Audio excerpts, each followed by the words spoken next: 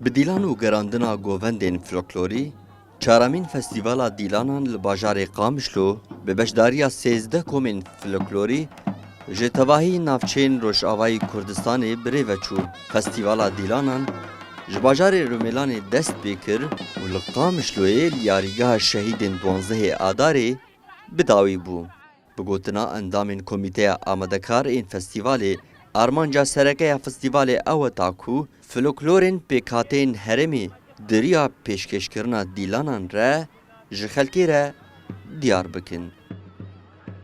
13 kom tevlî mehrecanê bûna ev di roja Marmelan destpêkir bû. Îro roja dawiya em ê bi govendeka giştî gomên me tev da wê govendeka giştî bi dawî bikin. Armanca me govend û kulturê Bakur û Rojavayê Sûrî em pêşkêşî milet bikin. Endamek ji Koma Roj ya bajarê Dirbêsiyê dibêje, wan zêdetir ji 7 mehan amadekariyên xwe dikirin ta ku beşdariyê di festîvalê de bikin û bi gotina wê Festîvala îsal dengvedanek encam daye. Lewma ew bi vê yekê gelek kêfxweş e.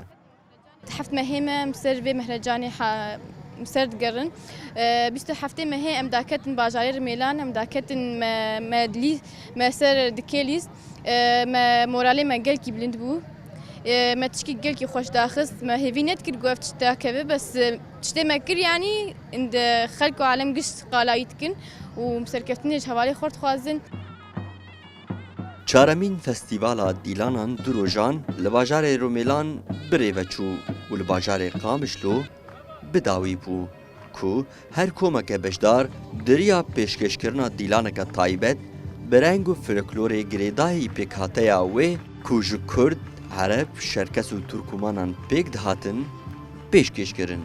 Bi vê awî tabloyeke rengîn ji folklorên pêkhateyên herêmê li cihekî hate diyar kirin.